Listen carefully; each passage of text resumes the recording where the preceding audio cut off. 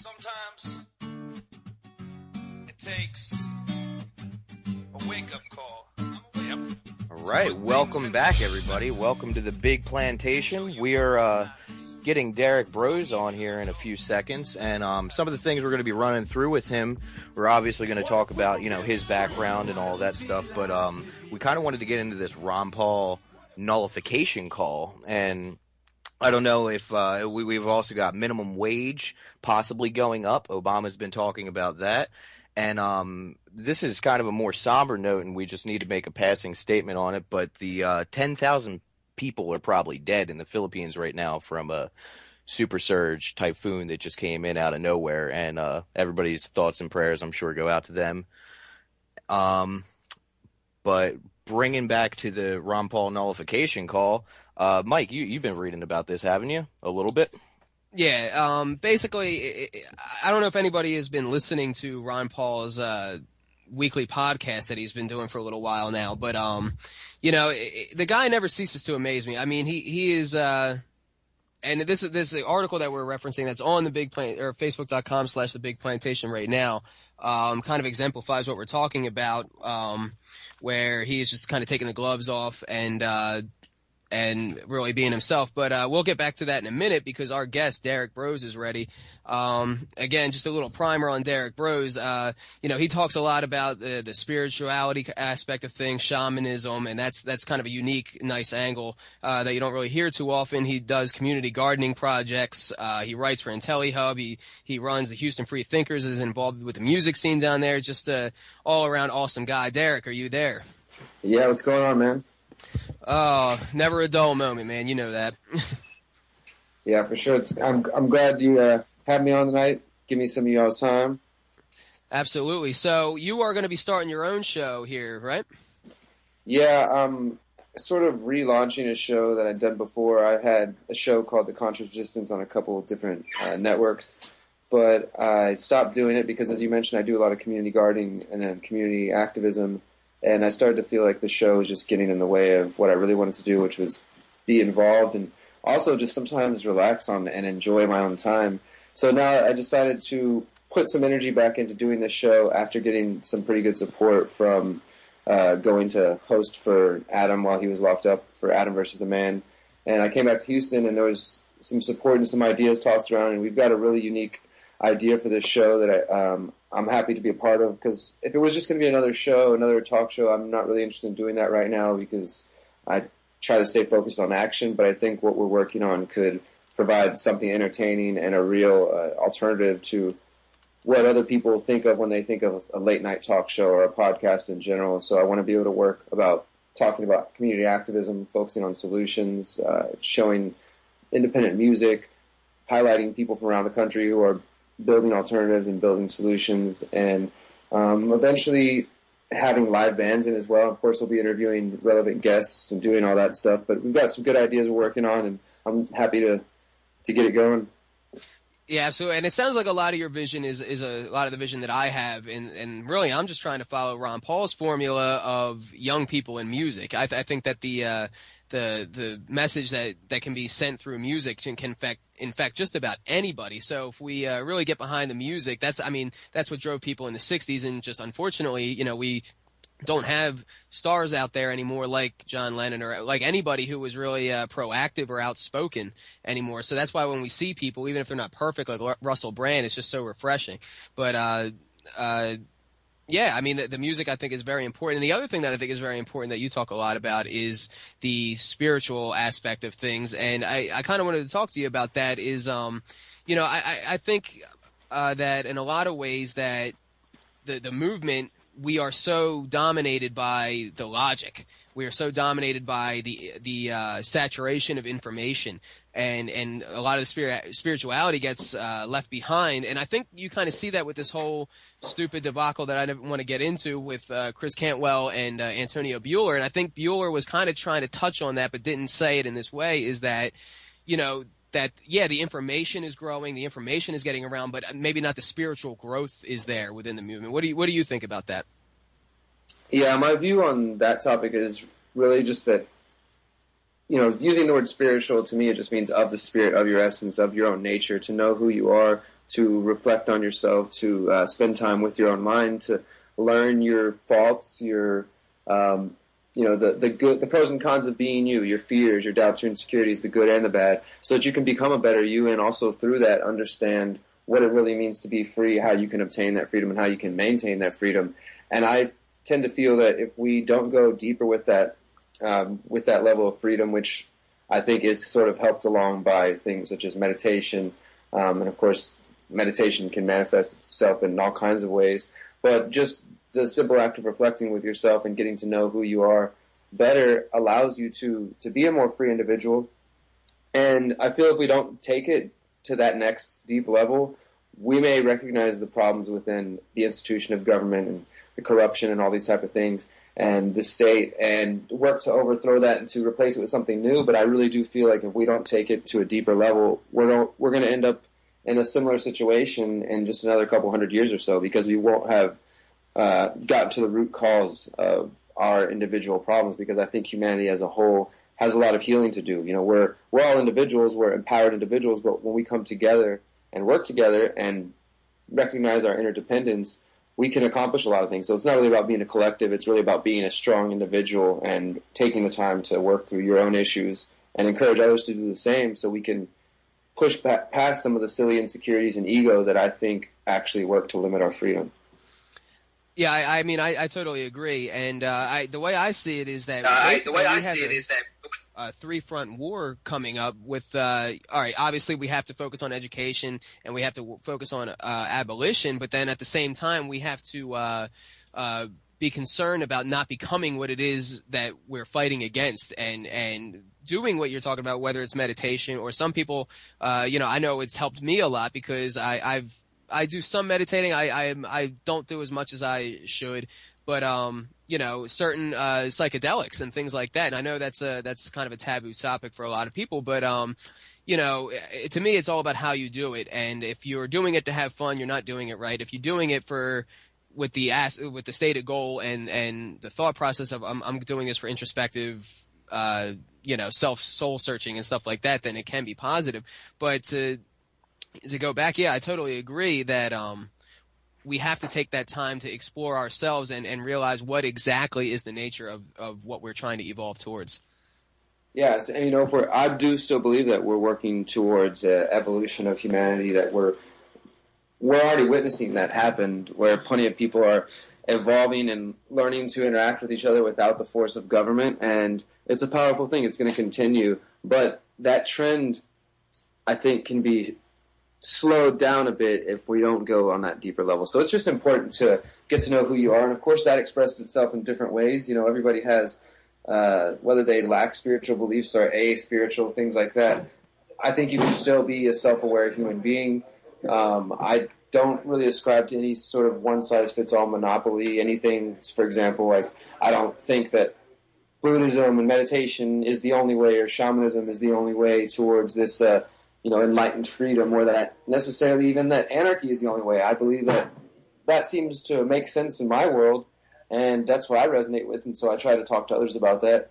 But we all have our own experiences, and I'm not really sure I'm the person to dictate how another person should experience their freedom. Absolutely. It's definitely a deeply, deeply personal journey. And that's one of the things that I have found so amazing in my journey within the Liberty movement. Just going back, I can remember, and I have this on video on my YouTube channel, the first time I had been researching and things like that for a while, but the first time I ever even attempted to pick up a bullhorn, and just to go back and watch that and relive that and think of where I was inside of myself, and then all the things I've learned to where I am now, to where I'm confident enough to do things like have this show. I'm confident enough to try to organize nationwide things, and just that journey that is so personal to me that I think everybody has navigating through this movement and towards freedom. It's important to be in touch with what that means to you, and how do you stay humble, and how do I better myself as a person instead of just how do I better the semantics, you know what I mean? Like, how do I become a better speaker? How do I become it's better, or I should say very important to do all that kind of soul searching. Yeah, soul searching is definitely an important aspect, and I think that's just an important part of this growing experience as a human being. And honestly, I still find relevance in going to the streets to talk to people. I still hold signs and do that sort of thing. It doesn't necessarily seem to be the most fulfilling action for my life anymore, but I know that there's different people at different points in their journey who, when they're first coming to certain information or awareness about the way the world works, they've got this energy, this rage built up, and they think, oh, I finally identified who the enemy is, and I want to go out there and scream and yell at them and things like that. And it can feel very empowering, but I think for a lot of people, you sort of move past it and start to look to, and you don't let go of it, but you start to find other ways to fight as well, and instead of just focusing all your energy and your anger maybe towards one thing, you find better ways to channel that energy and to be more effective. And I find that to be working outside of the political channels, working directly with the community itself. So what do you think are some ways to kind of encourage this about people? Because obviously it's one of those things where you can lead a horse to water, but you can't force him to drink. How do you encourage people to self-reflect? Because, I mean, what you're really asking people to do when you say these kinds of things is you have to look inside of yourself. You have to get past your own self-bias. You have to get past your own cognitive dissonance. You have to be willing to let go of things that you have held for a long time within your ego and really look at what the nature of who you are below that. Yeah, that's right. You do. You have to lead by example. I mean, honestly, that's why I feel my awareness through spiritual means, which came before I even got into the so-called liberty movement or got into anarchy, anything, or at least before I became conscious of it. Because looking back, I think we can all see different points in our life where music or different life experiences shaped who we are now and the way we look at the government. But beyond that, I had already realized that the best way to change the circumstances of my life was, and specifically finding myself locked up behind bars for a period of time, the way I found a way to change that and how I got there was through meditation and self-reflection. And then through that, recognizing that if I want to change my circumstances and change the world, really the only thing I can do is control myself, control my work on recognizing and staying self-aware of my thoughts, my words, and my actions.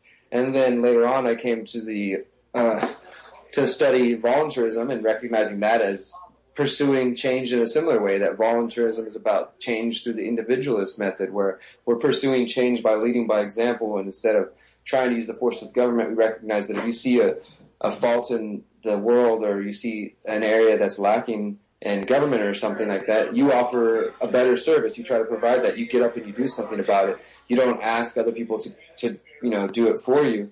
And so I see it as they go hand in hand. Self-awareness is very much a personal journey, and it spreads. When you start leading by example in that way and start self-reflecting, I promise you, people recognize the changes as you feel the changes in yourself. It's just like we're constantly being programmed. So you go from one day just being unaware and eating like crap and maybe doubting yourself and not talking so nice to yourself and judging other people and all types of things. And then you start to make conscious changes to see other people as yourself and see yourself in other people and things like that. And it becomes easier and easier. And just the same way, when you start to create solutions in the political activist community realm, people are excited by it. You start building a community garden, and at first it's just you out there, and then you start taking pictures of it or video and just telling people your ideas. And you dream big, you talk big so that you get other people encouraged, and you put that information out there and other people respond, and it spreads in the same way. There's a wave either way, whether you're putting out this conscious awareness or you're going out consciously into your community and creating action. You lead by example. Absolutely, and I think one of the reasons that kind of train of thought is appealing to the principles of voluntarism is that because when you start to self search and soul search and all that stuff, you become more in tune with your own self responsibility and the responsibility that you have for your own actions. And when you become aware of something, I think you become responsible for it, at least somewhat. And once you become aware of that self-responsibility, you begin to think, oh, well, if I'm responsible for my choices, I better make responsible choices so that I have good reactions or good outcomes or you know what I mean, like positive blowback. And that is basically what voluntarism is all about in the market. So I think that is why the two kind of are drawn to each other. Yeah, and I've been finding others who have similar responses to that. I'm actually have an ongoing book project with a friend of mine, JG Vibes, he also writes for the IntelliHub, and he's done a number of other books. He's written one book called The Alchemy of the Modern Renaissance, and it's, I think, a 26-chapter textbook to the awakening or something like that. He's a real cool guy. We met through writing and then ended up meeting in person and started this idea of a book that's also called The Conscious Resistance, Reflections on Anarchy and Spirituality, that kind of brings together these different points that we see how these different ideas, whether it's Buddhism, meditation, shamanism, or other spiritual teachings, how they also describe a way of living that is very anarchist and about self-rule and being in self-responsibility and things like that. So I'm really interested in all those types of topics and enjoy talking about them and enjoy writing about them. And I think that the more people who talk about them, I know when I speak about them, at first I was a little bit worried if this strictly rational, somewhat atheist crowd is going to be interested, but I've got a pretty good response, and other people have said, yeah, me too. I have also ascribed to this philosophy and believe these ideas, and I have this practice or this practice. So it's really interesting to see and find other people, and I think it's going to be a continuing trend that more people will become conscious of their lives, not only in the sense of trying to free themselves from government, but also freeing themselves from any sort of mental chains they may have. Exactly. And I, as far as the atheist wing of this whole thing, I think that is more or less bred out of such a disdain for the mental chains that organized religion has been, and I think we'll eventually grow out of the atheist thing, because I know people will probably disagree with me, but I personally think that the atheist thing is pretty irresponsible and the equal opposite of what organized religion is, because for you to say that you're an atheist, that means you've got the answer.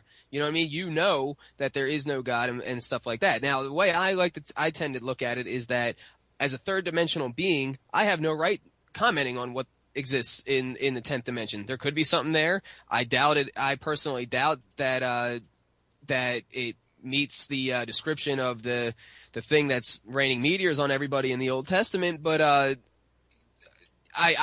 can't say that there isn't, but I can't say that there is. So I think that's part of the spiritual growth in people to kind of that's one of those cognitive dissonances I think we will overcome.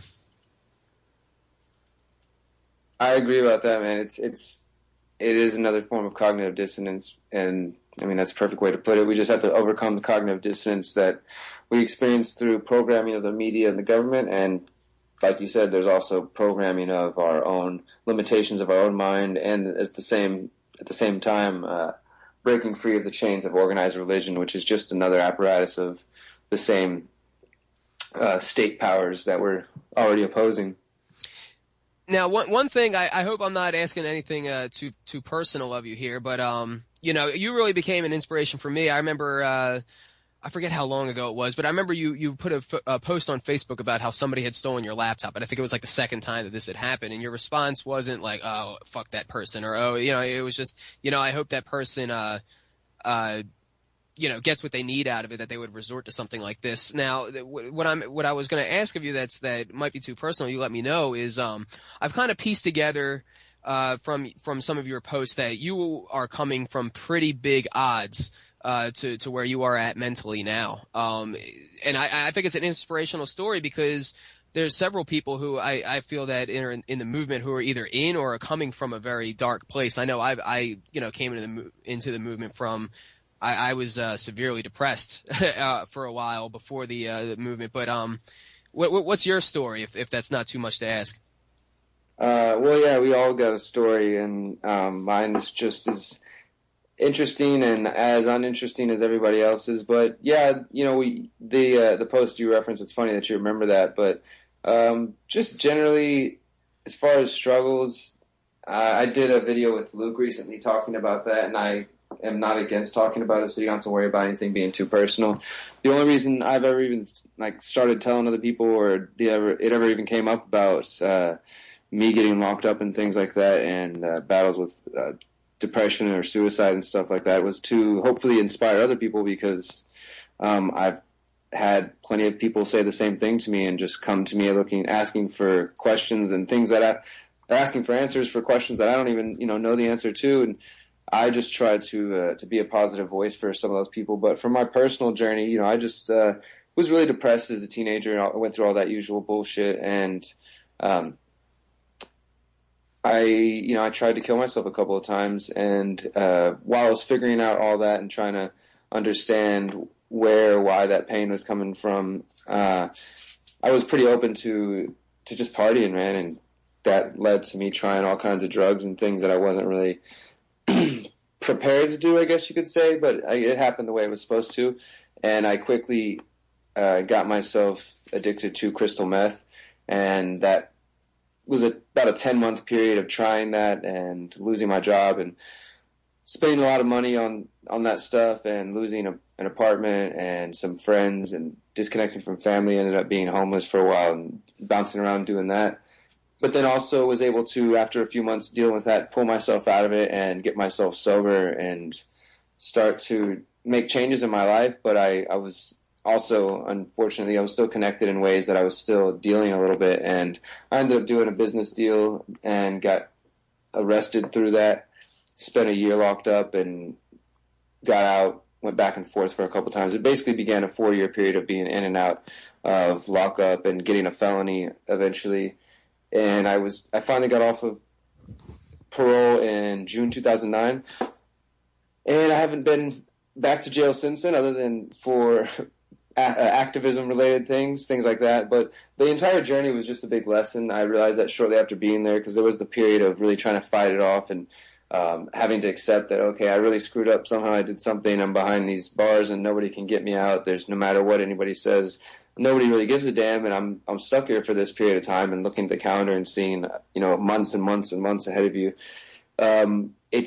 I started to go inward. I just started to write and reflect on everything I was seeing and watch people cling to their race and people cling to their religion and different things like that, and wrote down all my thoughts and just stayed within myself. And one day I found a quote from the Buddhist Bible, the Dhammapada. I can't remember which one it was, but it was a certain verse from there that just really caught my eye. And I had my grandmother send me some books on Buddhism and meditation, and that basically began the path of mine into those topics, into Buddhism, specifically Zen Buddhism, to meditation, or what's called Zazen, and then just becoming a spiritual person in general, starting to look at things a bit more positive, starting to appreciate myself. And of course, these are long journeys. I'm still on this journey, still learning to remember to look at the positive things and to stay with this. But I see so much change and so many awesome reasons to stay alive, and I'm glad that I'm here. I'm glad I've been able to go through this journey and to meet other people and then do something positive, and then meet other people who share their journeys with me and their struggles, and they just sometimes need somebody to talk to. I know how that feels, and so I'm happy to be able to do that.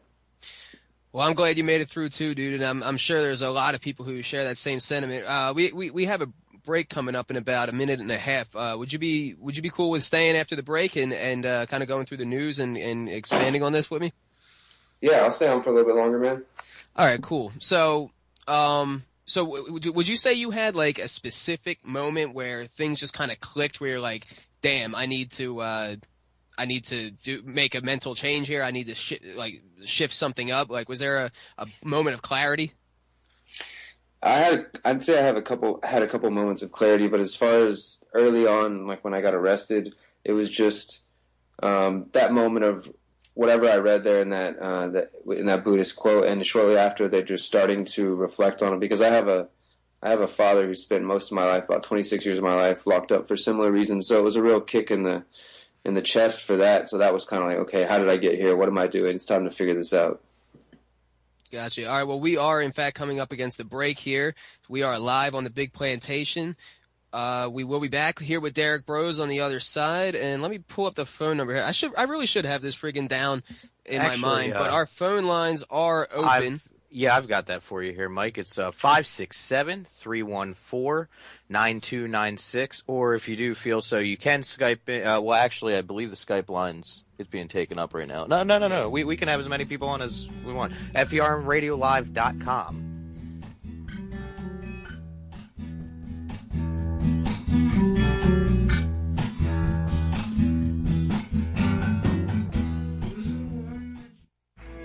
Mr. President, members of Congress, You've been making a lot of noise about taking our guns away. But you might want to review history. 1835, Gonzales, Texas Territory. The authorities wanted to confiscate the big gun that protected that colony. You know what the people said? Come and take it. Because they were willing to fight for their freedom and their guns. So are we. Come and take it if you want it. Come and take it if you think you can. Come and take it, but I warn you, you'll have to pry it from my cold dead hands. We want the freedom that God gave us, so you best not cross that line. If you want this gun, you gotta come through us and take it.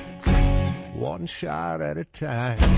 Just like Gonzales, we're keeping our guns. At Damari Nolo Outfitters, we view the outdoors as our home, not a harsh wilderness. Our gear is chosen for adventure, not just in our backyard, but in the vast expanse of our amazing planet. Damari Nolo Outfitters carries the essential gear and tools you will need to live the empowering mindset of self-reliance. Our products are chosen especially for their durability and quality, and are carefully tested by our staff and associates. Our promise to you is we never offer any item for sale we don't use ourselves, so we can offer only what we know to be the best. Our online store makes it simple to browse through our high-quality lines of clothing, knives, tools, load carry gear, and accessories. We are committed to offering you the best American-made equipment on the market, a promise you'll see as we continually add new products. For more information about our products and blog posts to help you learn more about self-reliance and equipment, please visit www.damarinolo.com. That's DOMARI-NOLO.com. Damari Nolo, chosen for survival and adventure. In every age, a technology is created that upends the foundations of society. The wheel, the printing press, the internet. Now, in a world sliding into financial chaos, a new technology is changing the way monetary systems work around the world. It is called Bitcoin. Bitcoin is a new form of money, controlled not by banks, governments, or corporations, but through mutual commerce between free individuals. To learn more, visit weusecoins.com. Talk about a wake-up call. I was paying for all the doctor's visits, insurance premiums, and medical costs out of pocket. All these expenses were keeping me from living the carefree lifestyle that I wanted. Then the government told me about Obamacare. Now with Obamacare, I don't worry about my health care. I eat whatever I want, whenever I want. I get all my prescription drugs for free, and there's no more coverage gap. I no longer need to worry about pre-existing conditions. We can see any doctor whenever we want for any reason, and so can everyone else. Obamacare is not for everyone, like Congressman. If you are already healthy, do not use Obamacare, as you will see your premiums go up. If you are a sick person, do not use Obamacare, as you will see your premiums go up. Many people on Obamacare may experience longer wait times and fewer doctors, and denial of your treatment of choice. If you are faced with a healthcare situation, you may be denied treatment through government rationing. Obamacare even covers my kids up to age 26. If you experience a recession lasting more than 4 years, stop taking Obamacare and contact a travel agent to move to the Bahamas or New Zealand. And the best thing is that Obamacare is free. Obamacare is not free. Obamacare will increase the national debt by $863 billion in 10 years. Your taxes will go up $569 billion by 2019. If you see a major jump in your premiums, you should opt out of Obamacare immediately. Opting out of Obamacare is illegal and will incur major fines and penalties unless you are a union member who received a special waiver from the Obama administration. Obama is not responsible for the negative effects on the economy, your pocketbook, your freedoms, or your health. Obama solved all my problems. Obamacare. Live your carefree lifestyle. You have reached the 911 emergency service. All operators are busy. Oh God, please help me. He's got a knife. You have reached the 911 emergency service. All operators are busy. Please stay on the line for the next available emergency operator. You have reached the 911 emergency service. All operators are busy. Please stay on. 911 operator, what's your emergency, please? Hello? Hello? Hello? Last year in the United States, thousands and thousands of 911 calls went unanswered. And if you call from a cell phone, there's no way to pinpoint where you are. Yet politicians like Dianne Feinstein call for more gun control. We have one question. Why do these politicians have armed bodyguards? Can't they just call 911? Thanks for listening to FPRN. Don't forget to check us out on Facebook and Twitter. If you'd like to start your own show with FPRN, advertise with us, or donate to the network or to your favorite shows, check out our website at www.fprnradio.com.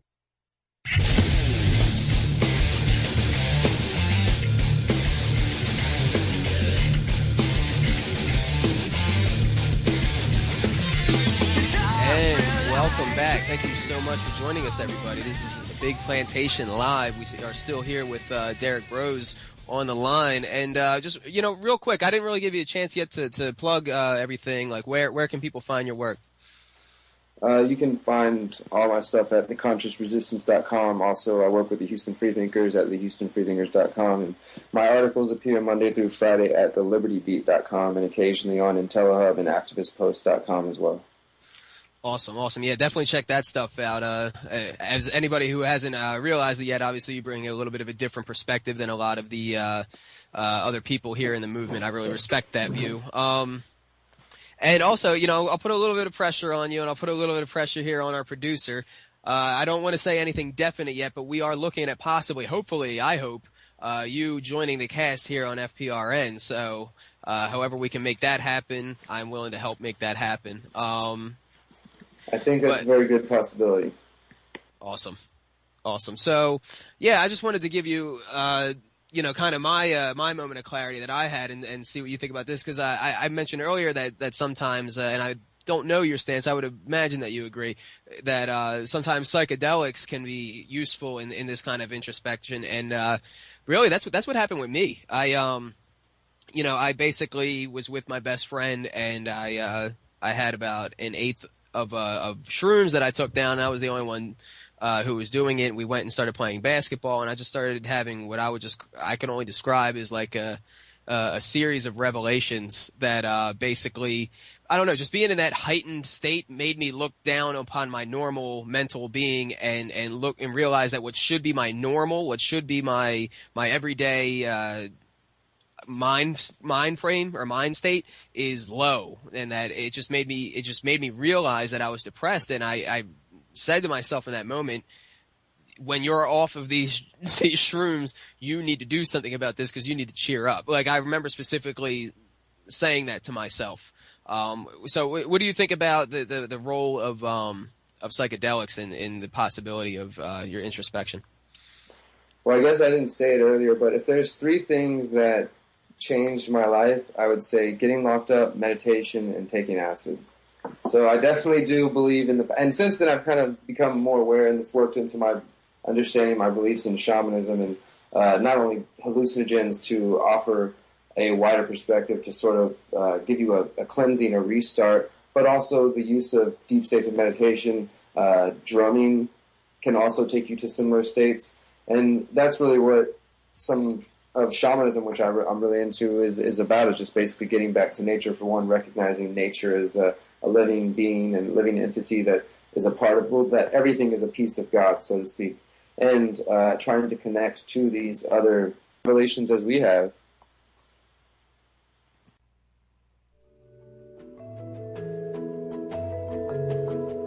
We are currently experiencing technical difficulties, but all right, we will be back on the air we're shortly. back on the line. Are you still there, Derrick? Yo. Hey, can you hear me? Yeah, I can hear you. Yeah, I lost you for a second. Yeah, I'm not sure what's going on. A few weeks ago, we were attacked by hackers, so I don't know. But continuing. Yeah. Hey, I was just saying that, there's cultures that have been using hallucinogens and meditation and drumming and things like that for thousands and thousands of years, who have come to similar revelations that we're only just now finding through our scientific, rational methods. And it's really interesting, and I think that it's possible, even like the stoned ape theory and things like that, that these hallucinogens, because of the way that they work, the various ones, whether it's ibogaine or ayahuasca or peyote or psilocybin mushrooms, that they sort of work like keys into our our brain. There's receptors that are built almost perfectly for them. So there's a lot of interesting things that those topics tie into, and I'm definitely a believer that they can offer some insight. But I do also, again, coming from the background of being addicted to drugs, offer people the advice to recognize that hallucinogens, plants, no matter what it is that you are ingesting, they're connected to you and they're sort of a piece of you, but they also can't give you anything that you don't already possess, within yourself. They can show you shades of yourself. They can offer you a clarity, but essentially everything is already a part of you. It's already a piece of you. They can only help you see that about yourself. Some people sometimes get stuck into the false belief that, oh, this drug or this car or this person or this job or this something outside of myself is making me a better person or is making me who I am, and that's just false. Yeah, absolutely. And it's something that doesn't really get talked about a lot, but it's a way that the drug war kind of takes away from ourselves, you know what I mean? More than just, it's not hurting anybody to smoke a plant, or it's costing all this money. All of this inundation of information. The war on drugs, because of the scheduling of acid, like if you have acid, it's friggin' what, like manslaughter or something like that, or attempted manslaughter if you try to sell acid, something insane like that. The dogma that comes with these drugs, just by putting it as part of the drug war, has kind of separated us from our sense of self in that regard, and it's something that I don't really think gets talked about a lot. Yeah, that's right, exactly. That people recognize the other aspects of the drug war, but sometimes kind of shy away from actually talking about the fact that the drug war is also keeping down certain natural plants such as marijuana. I mean, you don't even have to go real far into heavy, crazy hallucinogens. Marijuana itself, or even tobacco, the tobacco that most people ingest is heavily, full of chemicals, when true, pure tobacco is slightly hallucinogenic. And it's just basically, it's two things as far as I'm concerned. It's disconnecting us further from nature and from this planet and from our true existence. It's perverting it, and it's criminalizing it. And then it's also getting us to condemn the idea that we can learn from nature itself. Yeah. Now, Jamie, you've been sitting on the sidelines here for a while. I know you had something that you wanted to bring up. What's going on with you over there? Well, I just really had a question for you, Derrick. Obviously, like, we all come from different walks of life in regards to spirituality and whatnot. And going with the general statement of what the Big Plantation is about, I'm just going to come out into the open with this. I was raised a pagan, and I am still a pagan, much in practice and whatnot. And it's it's obviously something that is part of your life, like just with any religion and any kind of cultural background. But like, what I wanted to ask you is, going through your different things with shamanism and whatnot, have you ever read a book called The 10th Insight? I should ask that first. I have not. You have not? Well, there's a moment in this book where the guy is sitting on top of a mountain, and this whole thing's about you'd have to read the book. It's way too in depth to get into right now. But he's on top of this mountain, and he's searching for another portion of the insight, and he had just run away from these people that were trying to murder him. It happened to be the government, which is really fitting for this, actually. It's really ironic. But anyway, he had this moment on top of the mountain where he felt he became one with the planet and like one with the universe as a whole, and just this knowledge just like flowed into him. And it's something that I feel like I've been able to achieve in brief moments through meditation, but I've always been interested to ask other people that are in like similar forms of practice with it. Like, have you ever experienced something like that? Yeah, I've experienced deep moments of clarity, and sort of, you can put it in all kinds of ways. Some people call it the unification of cosmic consciousness or things like that. Just those moments where everything seems to make sense, and for me, it's more of a sense of balance. What I have, I guess, learned through my personal practice and some Buddhist teachings is really to recognize that moment is forever fleeting, but it's also there for you anytime you choose to grab it and to feel it and be aware of it. And it's more like this tacit, unspoken understanding that you can't put into words. It's impossible to put into words, but you just can experience it. And some in the Zen tradition, Buddhists believe can be passed directly from one person to the other through what is known as Dharma transmission, like direct transmission of the mind. And I think that it is a real tangible experience, but it can come in all kinds of ways. It can come from just sitting around one day, sitting at a park and noticing how beautiful things are, and all of a sudden you get overcome with this feeling of joy, and it's not like you're going manic, going one side to the extreme. It's understanding the balance and just recognizing the beauty and the way that everything is. And I think for me personally, that allows me to look at the world, to see these so-called negative things, if we're thinking dualistically, war, these things we want to change. But I see them, I sort of float above them and don't attach to them, but still put all that energy into working to make, my immediate area and world around me a more beautiful, peaceful place, while at the same time recognizing that it's all part of the balance, Yeah, that was a really nice way of putting it. Well, thank you. So Derrick, we still got a lot of news to cover here, so let's do it. I'm going to get into that a little bit. If you want to kind of offer your thoughts on some of this stuff, we had mentioned it before the break, before we started talking with you, Derrick.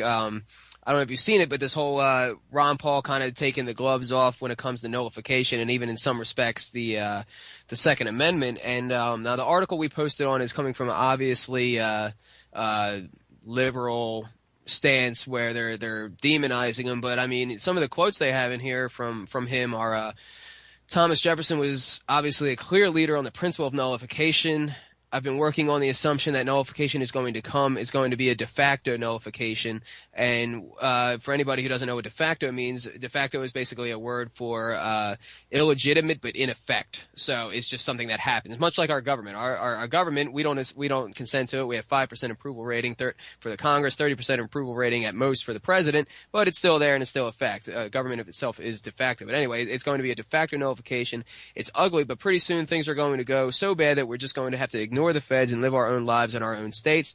He went on to say that the Second Amendment was there, and the founders, explicitly said, when you have an overly intrusive government, when tyranny comes, then that is a problem. But believe me, the McAuleys, I don't even know who that is, and the Obamas of the world will come and they undermine our liberties. They've been doing it, and it's going to take strong people to stand up and say enough is enough. We don't want any more overbearing government. So, I mean, and this is a trend that I'm seeing, Ron Paul, and I'm so happy to finally see it. I knew it would happen once he was out of office, that he would start doing more tough talk. But I mean, I think it also kind of reflects the social climate out there of people are just getting really fed up. Like, people are getting really fed up. Obamacare alone has got me just pissed, and I think it's got a lot of other people pissed, especially part-timers who now have to max out at somewhere between 25 and 30 hours a week. I mean, that and their health coverage is dropping, and the health coverage is dropping. I mean, what do you think about it? To me, to say that it's going to come to a de facto nullification is other people could interpret that as in civil unrest or martial law or basically, I mean, if we ignore the government totally, we all know what's going to happen. We all know what the nature of government, the nature of centralization of power is to come after the disobedient. Yeah, well, I think that you're right there, that people are basically going to self-nullify this law. There's plenty of people that I've been talking to, and every person I hear is unhappy with, as far as the money with Obamacare. There may be some people out there who still believe it's free and maybe aren't feeling the effects of it just yet. But as you mentioned, it's going to affect part-time workers. People are upset about it. Most of it hasn't been providing what it was supposed to at just this point, and I think that it's a positive thing. Every step that they do, every time they try to push forth some tyrannical effort, all we need is for more people to continue to stand up, and this is one that is pretty obvious to a lot of people. There's more controversial topics we try to get people involved in and get them out on the streets about, but telling people like, hey, this is forcing something on you, it's going to cost you this money, it's going to affect your business this way, and you have to go through all these hoops and do all this stuff. There's a lot of people who are pissed about it, like you said, and every time the government, Obama, pushes forth with these silly things, they're just getting more people to start asking questions, and it's up to us to be there to hopefully take them to some new conclusions and reevaluate those who are implementing these programs. And I think it kind of brings about a good question that we are ultimately going to have to face, is that people don't become the most rational beings, the most empathetic beings when they are faced with fear and anger. Well, you know what I mean? And I think that is the undercurrent. There's an undercurrent of rage in the entire country, especially from people, from partisan politics, because I think one of the things that separates us from people involved in partisan politics is our level of understanding, where we don't have necessarily emotional reactions to these things, where we just see it all as more of the same. It's just more centralization of the one-party system that masquerades as two parties, and we just learn to accept that is the nature of power and what it is that we're up against. But people on the other side, I think they handle it a lot more emotionally, especially people from the left. That's their entire rhetoric. And so how do you think that we kind of foment that undercurrent of rage and fear and anger and turn that into empathy and the kind of soul searching that we were talking about earlier? Well, it is a difficult task, and I think that just what we're doing now, having these conversations, bringing in these ideas, the fact to me that we're having this conversation means that it's already making progress, because I know that just 6-7 months ago at Anarchy in the NYC, when I first was, I guess, starting to become more vocal about my spiritual interest and my philosophical beliefs and how that connects to anarchy and to the idea of liberty and freedom, I was a bit nervous about doing that, and I was well received, and I've noticed more and more people starting to take their own paths and do lessons of self-discovery. And again, as I said earlier, that's going to manifest itself in a number of ways, not just the ways that I've spoke about, but however it works for each individual. And this has been continuing to happen for the past couple of years, that people first question maybe the physical world, the physical manifestation of these problems, and they look at government and they look at the corruption and the hypocrisies, and they start to analyze that and figure out how they can make that better.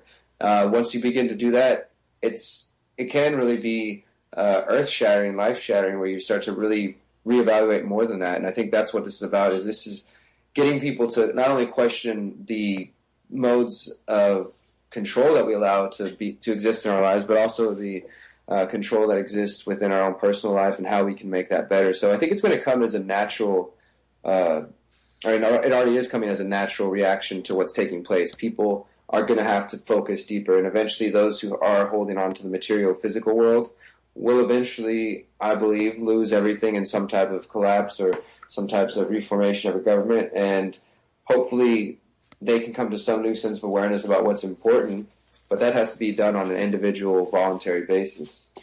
Yeah, and I agree, and I think that as the government power grows, the nature of this socialist, communist, one-world government agenda that they are doing, just by the nature of the economics of it, it pushes everybody who is on the top closer to poverty, it eliminates the middle class.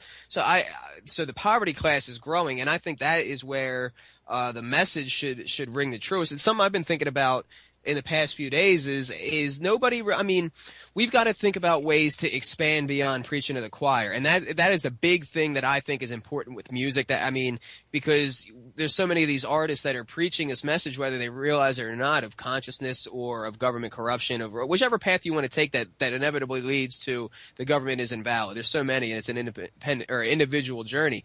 But another thing that I really think needs to be focused on is, I never really see anybody, and this was something that Adam stood out about when we went to the inauguration, where he was just talking to these people who were obviously from DC, like the hood, you know what I mean? And I have kind of a hood around here. I don't know if I would call Coatesville the hood.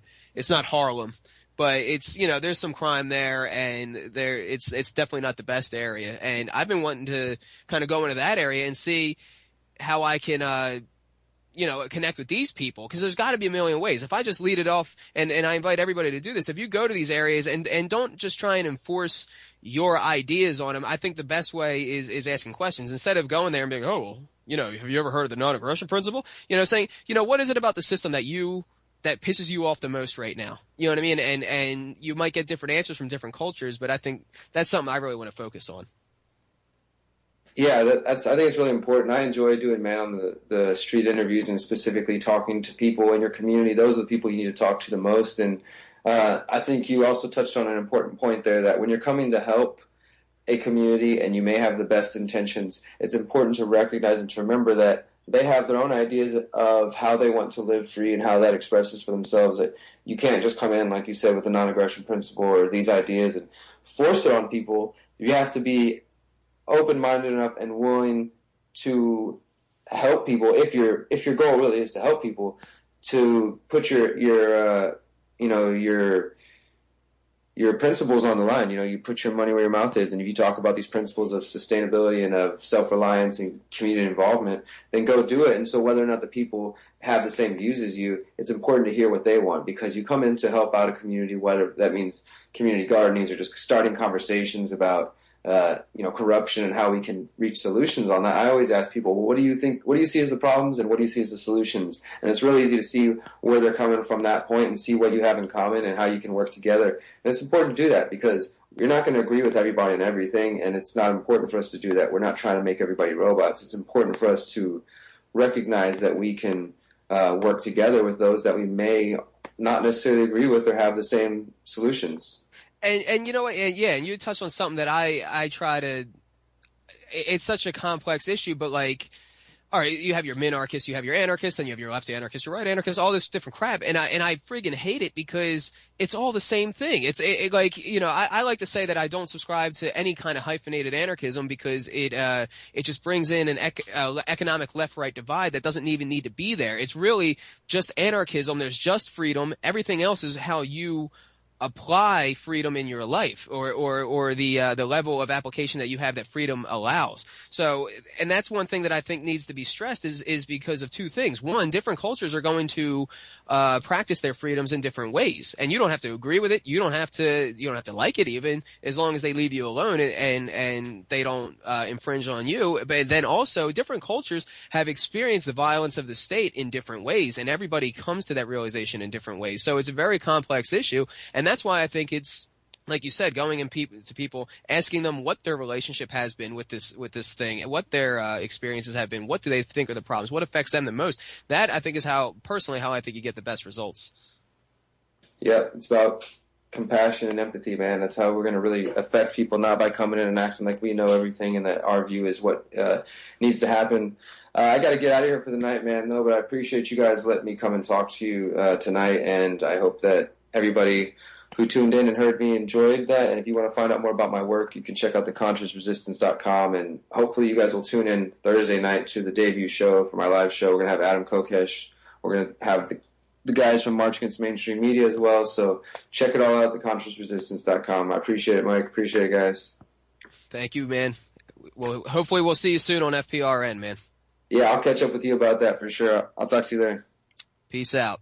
Peace. He actually mentioned something that I'm surprised we didn't get into, and that is I forget the date of it. I mean, I'll be posting it on the Big Plantation, but coming up, I think later this month is nationwide action, March Against the Mainstream Media, and I mean, I think with this significant routing, this thrashing that we are putting on of the mainstream media, as signaled by the death throes of CNN, it's very important that we go out and do this. I mean, the pressure, we've scored a victory, we're advancing, they're backing down, and we need to peacefully, ruthlessly advance and let our presence be known. So check out March Against the Mainstream Media online. We will be posting it to facebook.com/thebigplantation here soon. I know I signed on to help with spreading that and help with organizing, so I'll be doing more about that here soon. But yeah, I mean, I know we got the Fox building right here in Philly.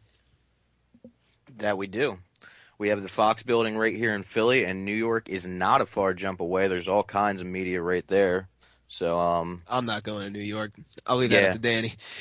Yeah, I don't think I'm going back there again after the last time we got raped during anarchy in the NYC. How much money did we spend in the first 30 minutes? It's like $180 some if you include I don't know. parking. And I got bent over by a friggin' parking authority person 10 minutes after I parked. It's just, oh my God, it's Gomorrah. I can't stand it over there. But, yeah, we are – all right, we're coming up against the break. We'll be covering more news. We might get a surprise call in from our woefully lost co-host who is out enjoying his birthday. So this is the Big Plantation. We'll be right back live.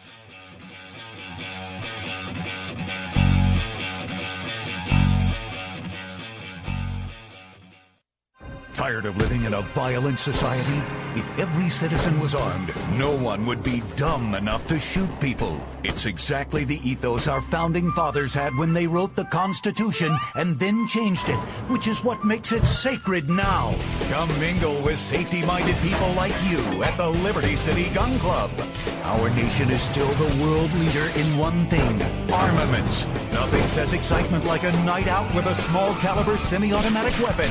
Get social at the Liberty City Gun Club.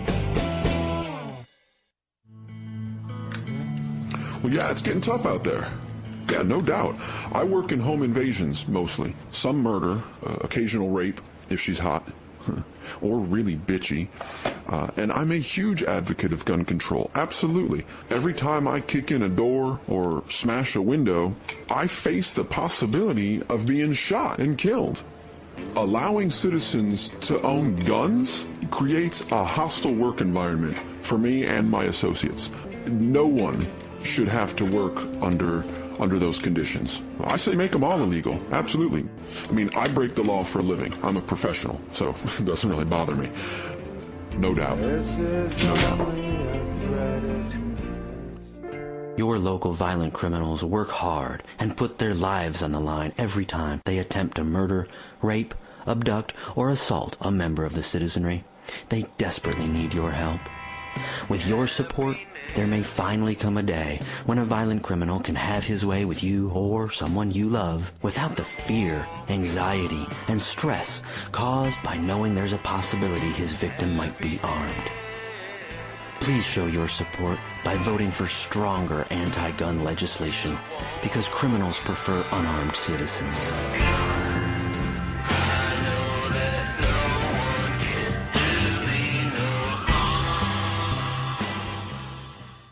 Hi, I'm Steve. I'm Irene. I'm Lisa. My name is Tom. I'm a graphic designer, College freshman. Stay-at-home mom with a full-time job. scholar on social policy, and a barista. And I'm just like you. I'm an Obama supporter. I support President Obama. But the president needs your help.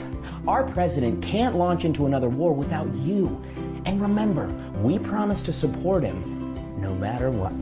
Together, we can do it. That's why we here at the Americans for Whatever Barack Obama Wants, Did You Know He's Friends with Jay-Z, have launched a Kickstarter campaign to fund World War III. And America is dead-ass broke, so our goal is to raise $1.6 trillion on behalf of the U.S. government. That's where you come in. Even a small donation would make all the difference. When I first saw the president speak in 2008, in a YouTube clip posted to my Facebook page, I knew he was going to be right all the time. So I support World War III and IV and any moon war the president may want to start. I mean, there is no way that he or the cabal of corporate interests, spy agencies, and shadow bankers that tell him what to do would ever mislead us. A $25 donation will get you a piece of rubble from a war-torn Middle Eastern country kissed by Senator Lindsey Graham. A $100 donation gets you a day pass to leave your local refugee camp. You'll probably end up in a refugee camp, but it'll have free Wi-Fi. So please, help us reach our goal of $1.6 trillion so we can make World War III a reality. Why? Because Obama. Because Obama.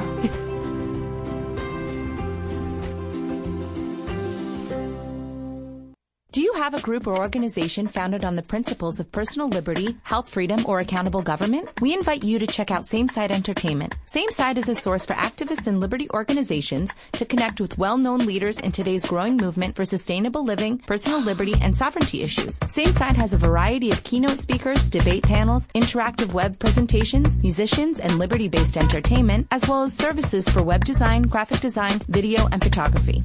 Same Side can help customize your event by connecting you to the best of the liberty and political world while staying within your budget. Get connected with leaders in the liberty movement like Tom Woods, Kevin Gutzman, Jack Hunter, Robert Scott Bell, Bob Murphy, Michael Scheuer, John Bush, Jordan Page, Tatiana Moroz, and many more. Find us on Facebook, Twitter, and our website at www.samesideentertainment.com. Again, that's www.samesideentertainment.com. Same Side Entertainment, connecting you with the education and resources you need. To think something so small could control you. And everything you do. when your life and all you love are on the line. The RFID chip is always with you, threatening your privacy, causing severe risk to your health and personal safety, and killing you if you do not obey rogue government demands. Because I want to increase my risk of cancer. Because I want to live in a cash-free society. Because now the government is looking out for us. Because I have the mark of the beast, but it doesn't have me. Ask your doctor how to get your chip implanted today. Because we want to track your every move. Thanks for listening to FPRN. Don't forget to check us out on Facebook and Twitter. If you'd like to start your own show with FPRN, advertise with us, or donate to the network or to your favorite shows, check out our website at www.fprnradio.com.